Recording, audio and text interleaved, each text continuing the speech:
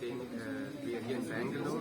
We are celebrating the World Blood Cancer Day on the 28th of May. And this day is about the deleting blood cancer by the Community Foundation. I'm looking for more donors who are registering to make stem cell donation available for patients who are suffering on leukemia or other blood disorders like thalassemia. Sir, what concrete steps should be taken for prevention of cancer? Prevention of cancer.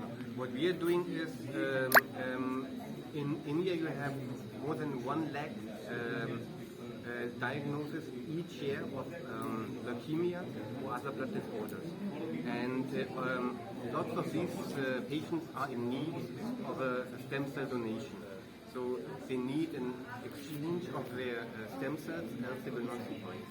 That's the only option for them to survive. And when you don't find a donor in your family, so 70% of all these patients are in need of an unrelated donor. And these unrelated donors are not available in India. So currently we have 5 lakh donors available in India. We have several organizations and 60,000 from dkms. And we need much more donors. So the first step is to register on the dkms.org, and then maybe next month, several months later, or even several years later, you may get a call, and then we ask you voluntarily for a stem cell donation. This is a very simple process, and it's like a platelet donation.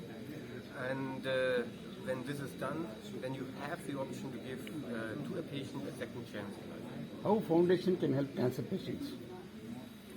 There are several options. So first is the registration. So we are doing drives in colleges, companies, or even army drives. So people have to register. We need much more registrations. Currently, like I said, 60,000 registrations we have. We need crores of registrations, 2 to 3 crores to help the majority of all patients who are suffering on blood cancer or other blood disorders. So what made you to started the dkms? Excuse me? What made you to start the dkms? Yeah, the dkms started actually more than 30 years ago in Germany, so it's founded in Germany.